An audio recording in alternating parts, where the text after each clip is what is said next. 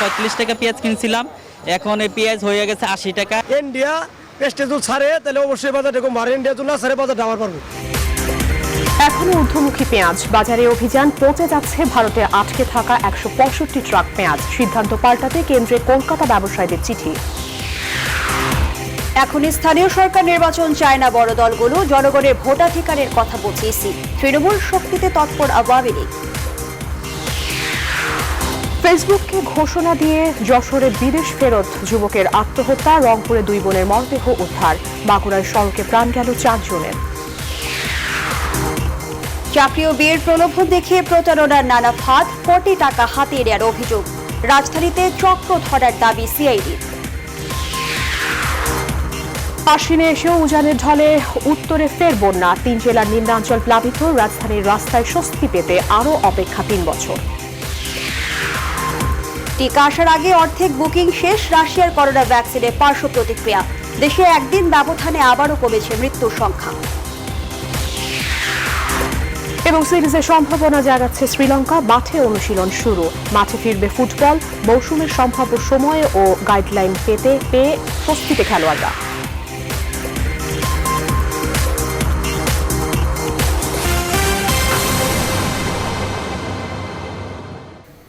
স্বাগত নিউজ 24 সন্ধ্যা সংবাদে। সঙ্গে আছি আমরা দুজন, আমি ফারনাজ জুই এবং আমি আফরিন আনোয়ার। দেখছিলেন সংবাদ শিরোনাম।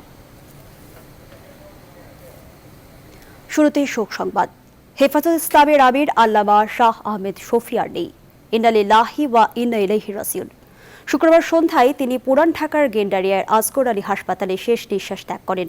বিষয়টি নিশ্চিত করেন আল্লামা শাহ আহমদ শফীর ছেলে আনাস মাদানী।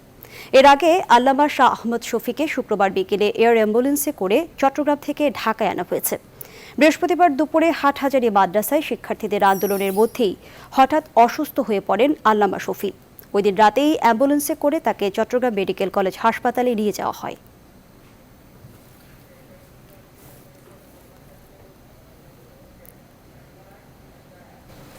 এবারে অন্যান্য প্রসঙ্গ।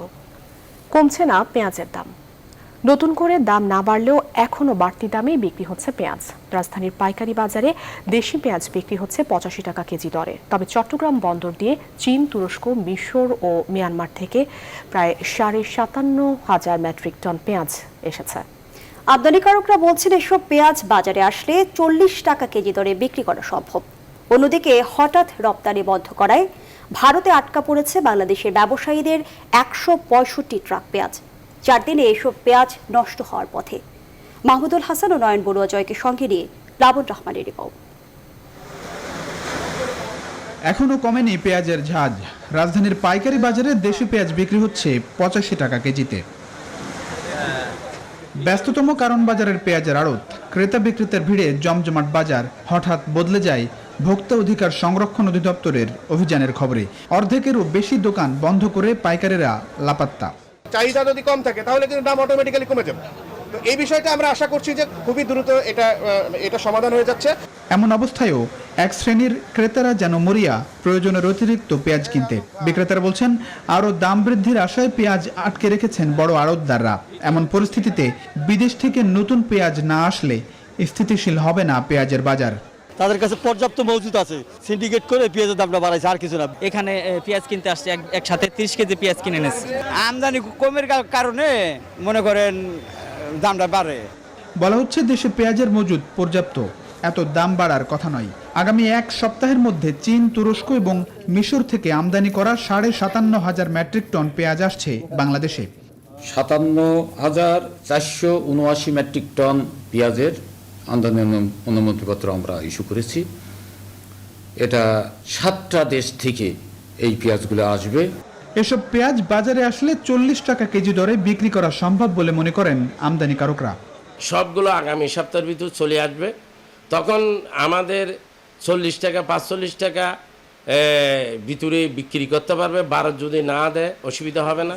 চট্টগ্রামেও বাজার নিয়ন্ত্রণে অভিযান চালাচ্ছে ভোক্তা অধিদপ্তর। সংশ্লিষ্টরা বলছেন পেঁয়াজের সংকট নেই, বরং বন্দর কেন্দ্রিক 50 আমদানিকারকের সিন্ডিকেটের কারণেই পেঁয়াজের এমন বাড়তি দাম। ওনারা আমদানি যে দামে করেছেন তার একটা রিজনেবল প্রাইসে আমাদের এই কমিশন এজেন্টদেরকে ওনারা জানাবেন যে এই দামে বিক্রি করবেন। ওটা একটা পেপারের মাধ্যমে হতে হবে, কিন্তু আমাদের কাছে আসে যে আমরা মৌখিক বার্তা পেয়েছি, আমরা বেশি দামে বিক্রি করছি। খাতুনগঞ্জের বাজারে পেঁয়াজের দাম কিছুটা কমলেও কমেনি খুচরা বাজারে। তবে টিসিবিতে 30 টাকা কেজি দরে পেঁয়াজ বিক্রি হওয়ায় কিছুটা স্বস্তিতে ভোক্তারা। 3 দিন আগেও নিয়েছি 40 টাকা, কিন্তু এখন এসে দেখতেছি যে 60-এর উপরে। এখন কিনে খাওয়ার মতো ক্ষমতা সবার নাই, এই বিষয়টা সরকারের নজরদারি করার দরকার আছে বলে মনে করি। এদিকে হঠাৎ রপ্তানি বন্ধের সিদ্ধান্তে গেল 14 সেপ্টেম্বর থেকে ভারতে আটকা পড়েছে বাংলাদেশের ব্যবসায়ীদের শত শত ট্রাক পেঁয়াজ। 4 দিনে যা নষ্ট হওয়ার পথে। কবে নাগাদ এসব পেঁয়াজ দেশে আসবে তা এখন পর্যন্ত জানেন না ব্যবসায়ীরা। তবে 3 মাস পর মিয়ানমার থেকে পেঁয়াজ আমদানি হয়েছে। 20 মেট্রিক টন পেঁয়াজ নিয়ে শুক্রবার সকালে টেকনাফ বন্দরে ভিড়েছে একটি ট্রলার। প্লাবন রহমান, নিউজ 24। নিষেধাজ্ঞার পরও পেঁয়াজের দাম কমেনি ভারতের বাজারে। ব্যবসায়ীরা বলছেন পর্যাপ্ত মজুত থাকার পর মধ্যস্বত্বভোগীদের কারণেই এই অবস্থা। প্রতিবেশী দেশ হিসেবে বাংলাদেশের সাথে সম্পর্ক অটুট রাখতে পেঁয়াজ রপ্তানি বন্ধের সিদ্ধান্ত পুনর্বিবেচনা করতে কেন্দ্র সরকারকে চিঠি দিয়েছেন কলকাতার ব্যবসায়ীরা। কলকাতা থেকে আরো জানাচ্ছেন ভাস্কর সর্দার। বাজার তো যেটা শুনেছি রপ্তানি বন্ধ হয়ে গেছে, বাজারটা তো কমা উচিত, এখন পর্যন্ত কমে নাই। যেটা বলা হচ্ছিল যে পেঁয়াজ বন্ধ হয়ে গেলে, রপ্তানি বন্ধ করলে পেঁয়াজের দাম ভারতে কমবে, আদতে কিন্তু সেটা হয়নি। কিন্তু এখানকার যে ব্যবসায়ীরা যারা পেঁয়াজ ব্যবসা করেন পাইকারি বা খুচরো, তারা কিন্তু বলছে পশ্চিমবঙ্গে পর্যাপ্ত পরিমাণে পেঁয়াজ আছে। এখন আমরা যার সাথে কথা বলবো বেঙ্গল চেম্বার অফ কমার্সের অন্যতম কর্ণধার উৎপল রায়। পেঁয়াজ রপ্তানি বন্ধ করে দিয়েছে বাংলাদেশ সহ অন্যান্য কান্ট্রিতে, তখন আমার বিষয়টা খুব টাচই লাগলো। কিন্তু এক্ষেত্রে ভারত থেকে যে রপ্তানিটা বন্ধ করা হলো, সেটা উইদাউট এনি নোটিসে বন্ধ করা হলো, সেটা আমার কাছে খুব খারাপ লেগেছে। একজন ভারতবাসী হিসেবে সেটা আমার কাছে একদম পছন্দ হয়নি। আমাদের সঙ্গে যা গুড রিলেশন, তাতে করে বাংলাদেশের পেঁয়াজ রপ্তানিটা বন্ধ করে দেওয়াটা আমি ব্যক্তিগত পর্যায়ে খুব খারাপভাবে নিয়েছি, বিষয়টা ভালো লাগেনি। পশ্চিমবঙ্গে পেঁয়াজ থেকেও যখন পেঁয়াজের চড়া দাম, তাতে পশ্চিমবাংলার মানুষ যতটা উদ্বিগ্ন, পাশাপাশি হঠাৎ করে পেঁয়াজ বন্ধ করতে বাংলাদেশবাসীও কিন্তু ততটাই উদ্বিগ্ন বা বিক্ষুব্ধ বা যা ক্ষুব্ধ যেটাই বলা যায়। কিন্তু উৎপল রায়ের মতন কিছু লোকেরা, তারা যাতে ভারত বাংলাদেশের মধ্যে যে সম্পর্ক এবং বাংলাদেশে যাতে পেঁয়াজ আগামী দিনে আবার যায়, তার জন্য ভারতের কেন্দ্রীয় সরকারকে বিভিন্ন ধরনের চিঠিপত্র আদান প্রদান শুরু করে ফেলেছে। এখন দেখার আবার কবে শুরু হয় ভারত থেকে বাংলাদেশে পেঁয়াজ রপ্তানি। ক্যামেরায় সাকিল আবদিনের সাথে ভাস্কর সর্দার, নিউজ 24, কলকাতা। স্থানীয় সরকার নির্বাচন নিয়ে নির্বাচন কমিশনের উদ্যোগের সঙ্গে একমত নয় বড় রাজনৈতিক দলগুলো। বিরোধী দল বিএনপি এবং জাতীয় পার্টির সঙ্গে ক্ষমতাসীন আওয়ামী লীগও মনে করে নির্বাচনে বিলম্ব হলে ক্ষতি নেই। তবে সাংবিধানিক বাধ্যবাধকতা এবং করোনা নির্মূলে অনিশ্চয়তা থেকে নির্বাচন আয়োজনের এই সিদ্ধান্ত বলে জানিয়েছে নির্বাচন কমিশন। বিস্তারিত জানাচ্ছেন তৌহিদ শান্ত। করোনা মহামারীর কারণে 200-রও বেশি ইউনিয়ন, উপজেলা এবং জেলা পরিষদের নির্বাচন গেল মার্চে স্থগিত করে নির্বাচন কমিশন। এবার জাতীয় সংসদের কয়েকটি আসনের উপনির্বাচন সহ সেই সব জেলা পরিষদ, উপজেলা, পৌরসভা ও ইউনিয়ন পরিষদগুলোর উপনির্বাচন করার সিদ্ধান্ত নিয়েছে নির্বাচন কমিশন। দুর্নীতি এবং নানা অনিয়মের অভিযোগে অনেক প্রতিনিধিকেই বরখাস্ত করা হয়েছে। এভাবেও স্থানীয় সরকারের বিভিন্ন প্রতিষ্ঠানের অন্তত 140টি পদ শূন্য হয়েছে। এছাড়া মেয়াদ উত্তীর্ণ পরিষদগুলোর নির্বাচনও তারা নভেম্বর থেকে শুরু করতে চায়। নির্বাচন অনুষ্ঠানের আয়োজনের কমিশনের সিদ্ধান্তের কঠোর সমালোচনা করেছেন বিএনপি এবং জাতীয় পার্টির নেতারা। আজকে যে অবস্থা বিরাজমান, এই অবস্থার মধ্যে এই স্থানীয় সরকার নির্বাচন যাওয়ার কোনো অর্থ হয় না। যারা আছে তাদেরকে কন্টিনিউ করা, আমাদের ইউনিয়ন সাহেবরা তো চালাচ্ছেন, তারাই আজকাল তো চালান। এগুলো ইচ্ছে করলে পিছিয়ে দেওয়া যায়, নির্বাচন যে এই মুহূর্তে হতেই হবে তেমন কোনো কথা নাই। কিছু নিয়ম কারণ আছে যার মধ্যে যে নির্বাচন পিছানো যাবে। ক্ষমতাসীন আওয়ামী লীগও নির্বাচন আয়োজন না করার পক্ষে গিয়ে বিরোধী দলের যুক্তিতে একমত। আইনের বাধ্যবাধকতা থাকলেও এমন কোনো পরিস্থিতিতে আমাদের এই নির্বাচনে যাওয়া ঠিক হবে না যে এই নির্বাচনে গেলে মানুষ এই প্রাদুর্ভাবে আক্রান্ত হতে পারে। নির্বাচন কমিশন এই ব্যাপারটি বাস্তবতা নিরিখেই পুনর্বিবেচনা করে দেখবে। নির্বাচন কমিশন অবশ্য বলছে, করোনা সমূলে নির্মূলের অপেক্ষায় অনির্দিষ্টকালের জন্য বসে থাকা যাবে না। করোনা যে কতদিন থাকবে এটা থেকে ঠিক বলতে পারছেন না। জীবন তো থেমে থাকতে পারে না। আর জানেন যে রাজনৈতিক চর্চা যদি না থাকে তো জনগণ তো রাজনৈতিক অধিকার থেকে বঞ্চিত হয়। তো এখন এই নির্বাচন যদি না হয় তাহলে সেই সমস্যাগুলো তো সমাধান হবে না, এতে জনগণের ভোগান্তি বাড়বে। তো এর কারণেই স্বাস্থ্যবিধি মেনে নির্বাচন করার ব্যবস্থা নেওয়া হয়েছে। স্থানীয় সরকার আইনে যে কোনো প্রতিষ্ঠানের নির্বাচন সঠিক সময়ে করার বাধ্যবাধকতার কথা যেমন বলা আছে, তেমনি দৈব দুর্বিপাক এই কারণ দেখিয়ে জনস্বার্থে যৌক্তিক সময় পর্যন্ত যে কোনো নির্বাচন স্থগিত রাখার বিধানও লেখা আছে। তৌহিদ শান্ত, নিউজ 24, ঢাকা। এদিকে করোনা মহামারীতে সীমিত পরিসরে রাজনৈতিক ও সামাজিক কর্মকাণ্ড পরিচালিত হলেও সেপ্টেম্বরের শেষ থেকে পুরোদমে শুরু হচ্ছে আওয়ামী লীগের সাংগঠনিক কর্মকাণ্ড। দলের নেতারা জানিয়েছেন, উপনির্বাচন, সব পর্যায়ের কমিটি গঠন, তৃণমূলকে সংগঠিত করা এবং গণভবনে দলীয় সভাপতির সাথে বৈঠকের মধ্য দিয়ে আবারও মাঠের রাজনীতিতে ফিরছে আওয়ামী লীগ। বিস্তারিত জানাচ্ছেন আফরিন আনোয়ার। মানুষের জীবনযাত্রা আর অর্থনীতির পাশাপাশি বৈশ্বিক করোনার প্রভাবে ভয়াবহভাবে স্থবির হয়ে যায় দেশের রাজনৈতিক কর্মকাণ্ড। করোনায় আক্রান্ত হয়ে প্রাণ হারিয়েছেন এমন নেতাকর্মীর সংখ্যাও কম নয়। তবে দীর্ঘ সময় পর কাটতে শুরু করেছে এই স্থবিরতা। মানুষের জীবনযাত্রা আর অর্থনীতির পাশাপাশি আবারও মাঠে ফিরছে দেশের রাজনীতি। আওয়ামী লীগ নেতারা বলছেন, করোনাকালে স্বাস্থ্যগত বিষয়টি মাথায় রেখেই এবার গতি ফেরাতে চান সাংগঠনিক কর্মকাণ্ডে। এবং সাধারণ মানুষ করোনাটাকে সহনীয় করেই চলার পক্ষে তাদের একটা চিন্তা চেতনা আসছে। সেই সব পরিবেশের কথা বিবেচনা করে আমরা বাংলাদেশ আওয়ামী লীগ সীমিত পরিসরে আমরা সাংগঠনিক কর্মকাণ্ড আমরা শুরু করার সিদ্ধান্ত নিয়ে কাজ শুরু করেছি। মাননীয় সভানেত্রী দিক নির্দেশনা দিবেন যাতে সেপ্টেম্বরের শেষ থেকে বা অক্টোবর থেকে আমরা আবার সাংগঠনিক তৎপরতা জোরদার করে সারা দেশে আওয়ামী লীগকে আবার শক্তিশালী করে তুলতে পারি। তারা বলছেন, যে কোনো সময়ের মতো করোনাকালেও গণতন্ত্রের অনুশীলন এবং দেশের জনগণের আস্থা ধরে রাখাই আওয়ামী লীগের বড় চ্যালেঞ্জ। আমরা যে কোনো মূল্যে গণতান্ত্রিক পদ্ধতিতে গণতন্ত্রের প্রতি শ্রদ্ধা রেখেই আমরা সেই চ্যালেঞ্জকেই আমরা মোকাবেলা করার জন্য আমরা এগিয়ে যাচ্ছি।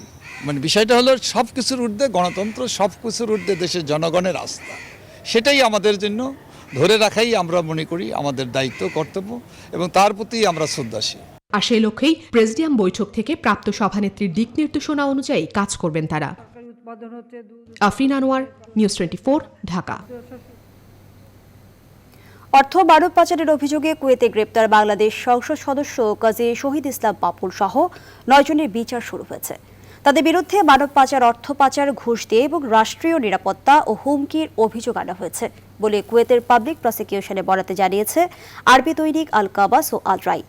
পাপুলের কাছ থেকে ঘুষ নেওয়ার কারণে কুয়েতের 2 জন এমপি সাদুন হাম্মাদ আল ওতাইবি ও সালা আব্দুল রেদা খুরশিদও বিচারের মুখোমুখি হয়েছেন। 17 দিনের রিমান্ডের পর বর্তমানে তাদের কুয়েতের কেন্দ্রীয় কারাগারে রাখা হয়েছে।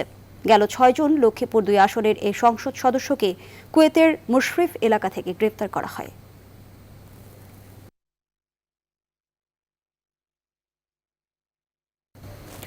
স্ত্রীর পরকীয়ার কথা জানতে পেরে বিদেশ ফেরত এক যুবক ফেসবুক লাইভে ঘোষণা দিয়ে আত্মহত্যা করেছেন।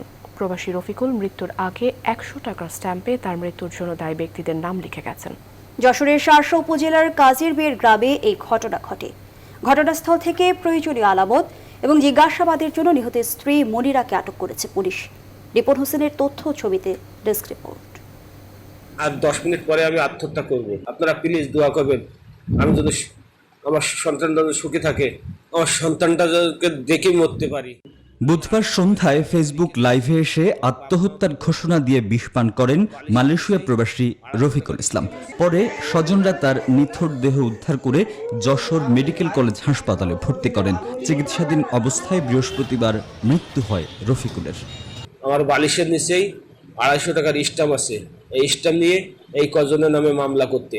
ফেসবুক লাইভে রফিকুল জানান, বিদেশে থাকাকালীন তার স্ত্রী মনিরা ইয়াসমিন যশোর লাইব্রেরি কোচিং সেন্টারের প্রিন্সিপাল হাবিবুরের সাথে পরকীয়ায় জড়িয়ে পড়েন। এক পর্যায়ে স্বামীর পাঠানো টাকা আত্মসাৎ করে রফিকুলের সঙ্গে যোগাযোগ বন্ধ করে দেন মনিরা। গত 4 সেপ্টেম্বর দেশে আসেন রফিকুল। অনেক বুঝিয়েও মনিরাকে ফেরানো যায়নি। আমার মৃত্যুর জন্য আবারও বলছি, মনিরা ইয়াসমিন, আমার শাশুড়ি আয়েশা খাতুন, আমার খালা শাশুড়ি রিনা, আমার খালু শ্বশুর আব্দুল আমার ছোট মামা শ্বশুর মিঠু, আর সবচেয়ে বেশি ক্ষতি করেছে আমার যশোরের লাইব্রেরি সায়েন্সের প্রিন্সিপাল। সে আমার বউকে, আমি যেখানে ভাড়া রেখেছিলাম সেখান থেকে জিনিসপত্র সে সহযোগিতা করে বের করে নিয়ে তার শেল্টারে তার কলেজের আশপাশে রেখেছে। এ ঘটনায় নিহত রফিকুলের পিতা বাদী হয়ে একটি হত্যা মামলা দায়ের করেছেন। ঘটনাস্থল থেকে আলামত হিসেবে মোবাইল ও 100 টাকার একটি স্টাম্প উদ্ধার এবং জিজ্ঞাসাবাদের জন্য মনিরাকে আটক করেছে পুলিশ। আমরা সেই বিষয়গুলো ইতিমধ্যে পুলিশ হেফাজতে নিয়েছে এবং এই বিষয়গুলো তদন্ত চলছে। তদন্ত সাপেক্ষে আমরা আইনগত ব্যবস্থা গ্রহণ করব। নিহতের স্বজন ও প্রতিবেশীরা এই ঘটনার দৃষ্টান্তমূলক শাস্তি দাবি করেছেন। Desk report, news 24। অন্যদিকে রংপুর নগরীর গণেশপুর এলাকায় একটি বাসা থেকে 2 তরুণীর মরদেহ উদ্ধার করেছে পুলিশ। শুক্রবার দুপুরে মরদেহ দুটি উদ্ধার করা হয়।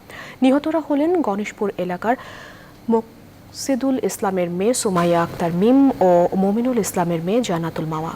তারা সম্পর্কে চাচাতো বোন। সুমাইয়ার মরদেহ ঘরের ভেতরে ফ্যানের সঙ্গে ঝুলন্ত অবস্থায় ও জান্নাতুলের মরদেহ পাশের ঘরের মেঝেতে পাওয়া গেছে। পুলিশ জানায় মরদেহ দুটি সুরতহাল তৈরি করে ময়নাতদন্তের জন্য পাঠানো হয়েছে। ঘটনার নেপথ্যের কারণ উদ্ঘাটনে অনুসন্ধান চলছে, তবে এটি হত্যা না আত্মহত্যা এ বিষয়ে নিশ্চিত করতে পারেনি পুলিশ। যে এই দুইটা মেয়ে কিভাবে এরা এই সিদ্ধান্তটা নিল? ওড়না পেছে ফ্যানের সঙ্গে একজন ঝুলছিল এবং একজনকার মুখের মধ্যে কিছু গন্ধ জাতীয় ছিল এবং একটু সামান্য গলার মধ্যে কাটা চিহ্ন ছিল। লাশগুলোকে পোস্টমর্টমে পাঠাবো, সেখানে আমরা এই মৃত্যুর কারণ সম্পর্কে আমরা জানতে পারবো। আর আমরা ম্যানুয়ালি আমাদের যে ইনভেস্টিগেশন আছে সেটা আমরা কন্টিনিউ করছি। মাগুরা যশোর সড়কের মঘিরঢাল এলাকায় 2টি বাস ও মাইক্রোবাসের ত্রিমুখী সংঘর্ষে 4 জন নিহত হয়েছেন। আহত হয়েছেন কমপক্ষে 30 জন। দুপুর 2টার দিকে মাগুরা যশোর সড়কের সদরের মঘিরঢালে যশোরগামী চাকলাদার পরিবহন নামে একটি যাত্রীবাহী বাস ও একটি মাইক্রোবাসের সাথে ঢাকামুখী সোহাগ পরিবহনের একটি বাসের সংঘর্ষ হয়। এ সময় চাকলাদার পরিবহনের বাসটি রাস্তার পাশে খাদে পড়ে গেলে বাসের সুপারভাইজার ও হেলপার সহ 4 জন ঘটনাস্থলে নিহত হন। নিহতরা হলেন চাকলাদার পরিবহনের সুপারভাইজার আমিন, হেলপার আরিফ, নুরুল ইসলাম ও ফখরুল ইসলাম ভুঁইয়া। আহতদের মাগুরা 250 শয্যা হাসপাতালে চিকিৎসাধীন রয়েছে।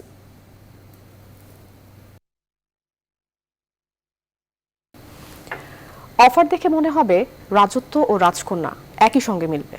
ব্যবসার দায়িত্ব ও বিয়ে কিংবা বিদেশে কাজ দেয়া ও বিয়ের মতো প্রস্তাব দিয়ে শেষমেশ সর্বস্ব হাতিয়ে নেওয়ার মতো ঘটনা 11 বছর ধরে রাজধানীতে চালিয়ে আসছিল একটি চক্র। এবার তাদেরকে গ্রেফতার করেছে সিআইডি। বিস্তারিত জানাচ্ছেন মৌ খন্দকার। প্রতারণা শুরু হয় পত্রিকার বিজ্ঞাপন দিয়ে। পাত্র চাই বয়স্ক, হুজুর বা ডিভোর্সি, তবে হতে হবে সৎ, দায়িত্ব নিতে হবে কানাডা আমেরিকার ব্যবসায়িক প্রতিষ্ঠানের, দেয়া হবে সিটিজেনশিপ। বিজ্ঞাপনের ভাষার পরতে পরতে দেয়া হয় লোভনীয় নানা টোপ। ফাঁদে পা দেয় অনেকেই। ইউরোপের সিটিজেনশিপের সঙ্গে মিলবে রাজকন্যা, এমন স্বপ্নও দেখতে শুরু করেন তারা।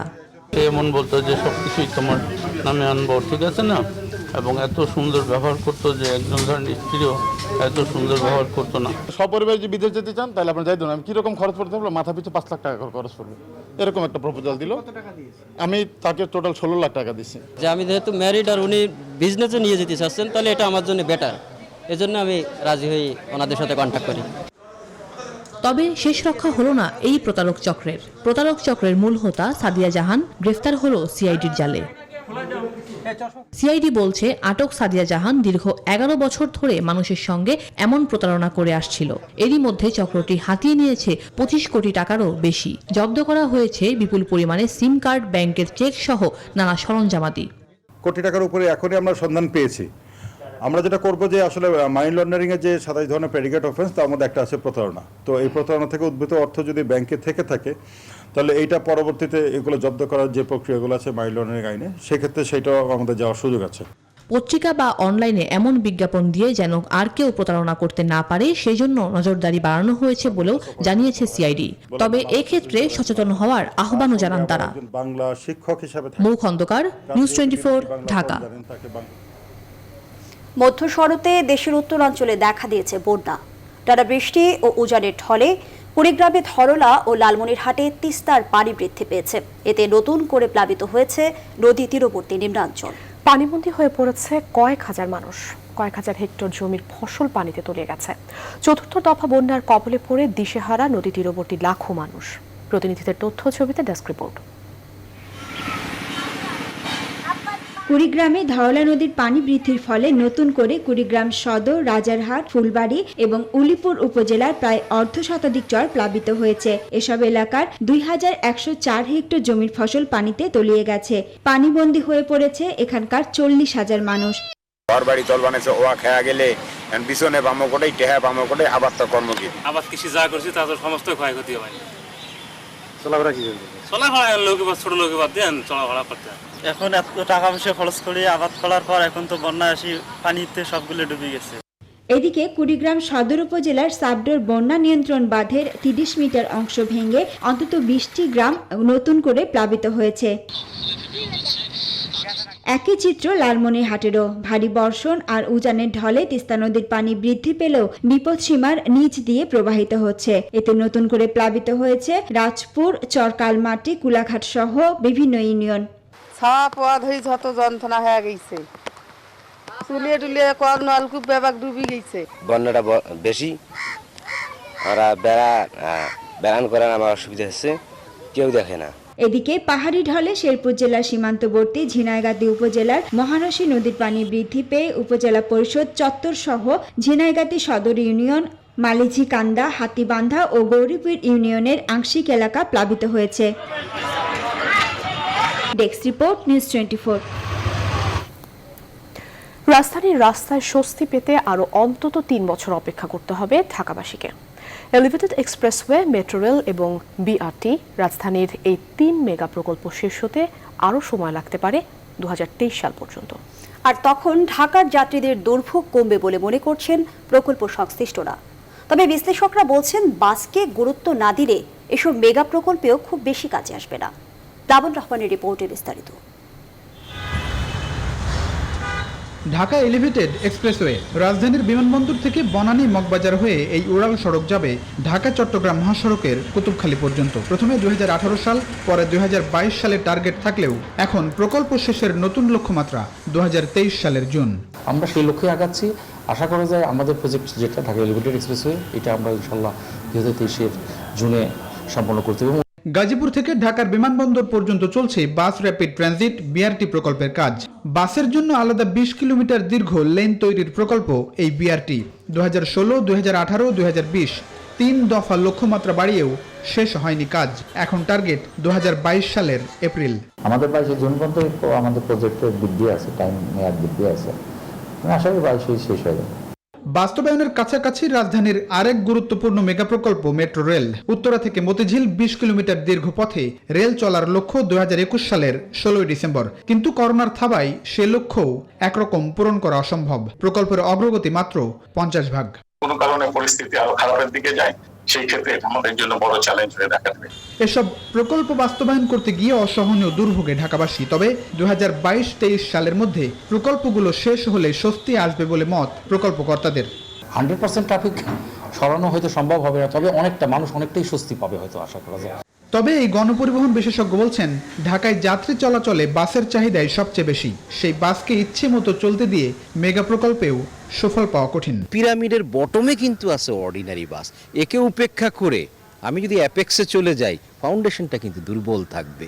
যতদিন পর্যন্ত আমরা এই অর্ডিনারি বাসকে বাস রুট ফ্র্যাঞ্চাইজের আওতায় এনে কোম্পানি ভিত্তিক যদি না চালাতে পারি, মেট্রো ভিত্তিক একদম কিছু পরিবর্তন দেখতে পাবো দৃশ্যমান, ওভারঅলটা কিন্তু পাওয়ার সম্ভাবনা নাই।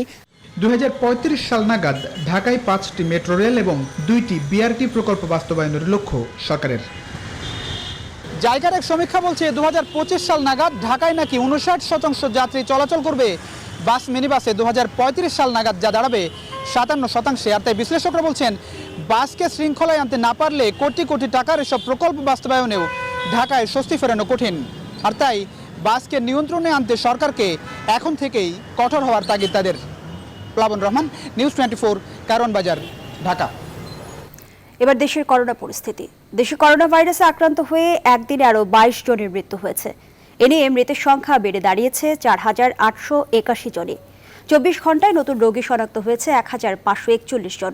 মোট আক্রান্ত 3,45,805 জন। শুক্রবার বিকেলে স্বাস্থ্য অধিদপ্তরের প্রেস বিজ্ঞপ্তিতে এসব তথ্য জানানো হয়। বিজ্ঞপ্তিতে বলা হয়, 24 ঘন্টায় নমুনা পরীক্ষার তুলনায় রোগী শনাক্তের হার 12.11% এবং এ পর্যন্ত নমুনা পরীক্ষার তুলনায় রোগী শনাক্তের হার 19.25%। মোট রোগী শনাক্তের তুলনায় সুস্থতার হার 72.97% এবং মৃত্যুর হার 1.41%। এবারে বৈশ্বিক করোনা পরিস্থিতি। করোনা ভাইরাসে গেল 24 ঘন্টায় বিশ্বজুড়ে আরও 3,14,000-এর বেশি আক্রান্তে মোট সংক্রমণের সংখ্যা ছাড়িয়ে গেল 3,42,000। দৈনিক শনাক্ত ও মৃত্যুতে এখনও শীর্ষে রয়েছে ভারত। যুক্তরাষ্ট্রে 45,838 ও ব্রাজিলে 35,757 জন করোনা রোগী শনাক্ত হয়েছে। ইউরোপে করোনা সংক্রমণ আরও গুরুতর রূপ নিচ্ছে বলে সতর্ক বার্তা দিয়েছে বিশ্ব স্বাস্থ্য সংস্থা। সংক্রমণের ঊর্ধ্বগতির কারণে খুব শিগগিরই মহামারী মোকাবেলা করার ক্ষমতা হারিয়ে ফেলতে পারে কানাডা, এমনটাই আশঙ্কা করছে দেশটির এক স্বাস্থ্য কর্মকর্তা।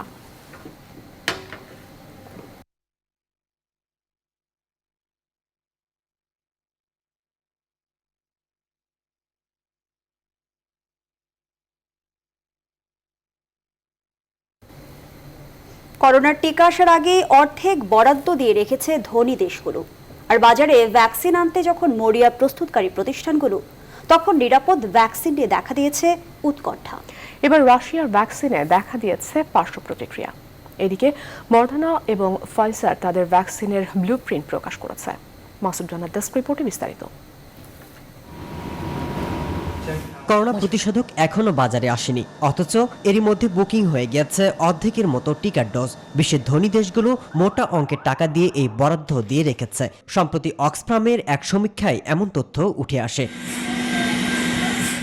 বাজারে যখন ভ্যাকসিন আনতে মরিয়া প্রস্তুতকারী প্রতিষ্ঠানগুলো, অন্যদিকে নিরাপদ ভ্যাকসিন নিয়েও প্রশ্ন উঠেছে। এবার অক্সফোর্ডের পর রাশিয়ার ভ্যাকসিনে দেখা মিলেছে পার্শ্ব প্রতিক্রিয়া।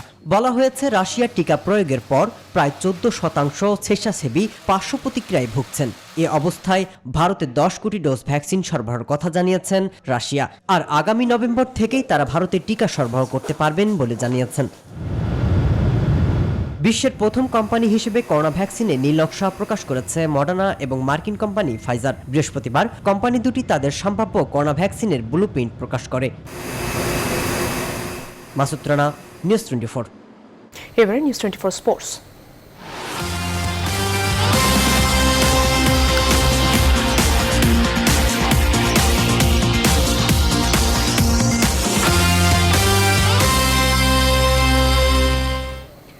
বাংলাদেশ শ্রীলঙ্কা সিরিজ হবে কিনা সময়ের সাথে সেই প্রশ্ন জোরালো হয়ে উঠলেও দুদেশের বোর্ডই প্রস্তুতি নিচ্ছে সিরিজকে কেন্দ্র করে। এজন্য আজ টাইগার ক্রিকেটার ও স্টাফদের করা হয়েছে করোনা পরীক্ষা। অন্যদিকে টেস্ট সিরিজকে সামনে রেখে 23 সদস্যের প্রাথমিক দলও ঘোষণা করেছে লঙ্কা ক্রিকেট বোর্ড। শুরু হয়েছে অনুশীলনও। সিরিজের সবশেষ অবস্থা জানাচ্ছেন পার্থ বণিক। দীর্ঘ 6 মাস মাঠের ক্রিকেটে অনুপস্থিত টাইগাররা। এমন সময় লঙ্কান ক্রিকেট বোর্ডের নানা শর্তে আসন্ন শ্রীলঙ্কা সফর নিয়েও অস্বস্তিতে আছে বিসিবি। লঙ্কান বোর্ডের চূড়ান্ত বার্তার উপর নির্ভর করছে এই সিরিজের ভাগ্য।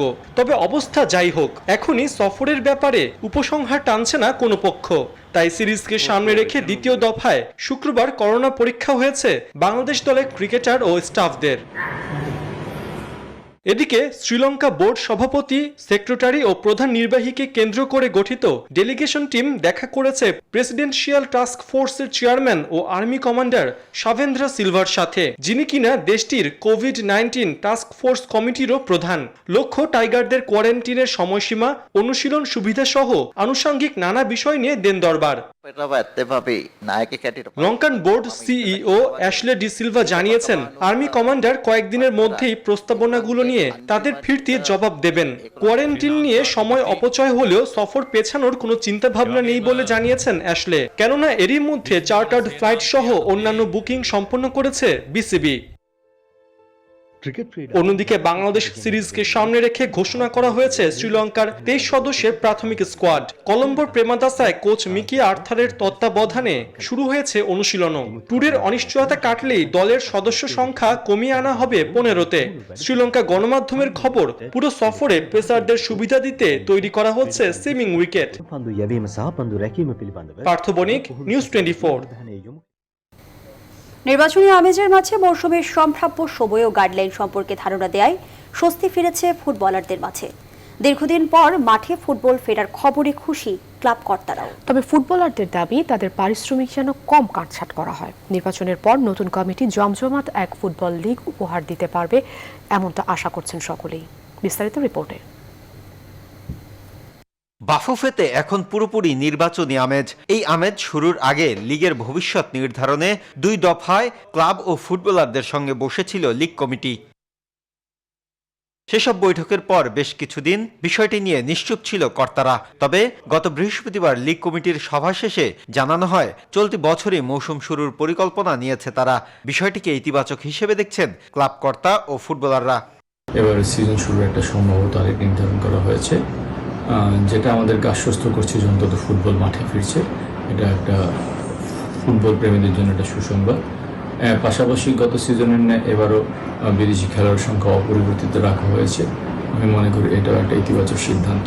তো লিগ কমিটির সিদ্ধান্ত সমূহকে বাফুফের ইসি কমিটি অনুমোদন দেবে বলে আমাদের প্রত্যাশা। আমাদের চাওয়াই ছিল যে লিগটা যেন যত তাড়াতাড়ি সম্ভব শুরু করা যায়, তো সেইটা শুরু হবে, এটা একটা মোটামুটি একটা ধারণা পাওয়া গেছে। সেই বিষয়ে আমি অবশ্যই হ্যাপি অ্যাজ এ প্লেয়ার হিসাবে। তবে ফুটবলারদের চাওয়া নতুন মৌসুমে পারিশ্রমিকের যে 25% পরিশোধের প্রস্তাব দেওয়া হয়েছে তা আবারও ভেবে দেখা হোক। পারিশ্রমিক ব্যাপারটা নিয়ে যেন আরেকটু চিন্তা করা হয়, কারণ এখানে অনেক প্লেয়ার হয়তো হাই গ্রেডের প্লেয়ার রয়েছে যাদের হয়তো 25% 30% টাকা দিয়ে তাদের হয়তো একটা সিজন ভালো হয়ে চলে যাবে, বা যারা নিচের সারির দলের প্লেয়ার রয়েছে তাদের 25% টাকা দিয়ে আসলে একটা সিজন তারা কিভাবে রিকভার করবে সেটা কিন্তু অবশ্যই একটা দেখার বিষয়। তো আমি বলবো যে ক্লাবগুলি অবশ্যই এখানে একটু নজর দেবে। চলতি বছর ফেডারেশন কাপ দিয়ে মৌসুম শুরুর পরিকল্পনা করেছে বাফুফে। তবে নতুন মৌসুম বিষয়ে পরবর্তী করণীয় নির্ধারণ করবে বাফুফের পরবর্তী নির্বাচিত কমিটি। মাহফুজুল ইসলাম, নিউজ 24, ঢাকা। দর্শক, এই ছিল সন্ধ্যার সংবাদ আয়োজনে। এতক্ষণ সাথে থাকার জন্য ধন্যবাদ সবাইকে।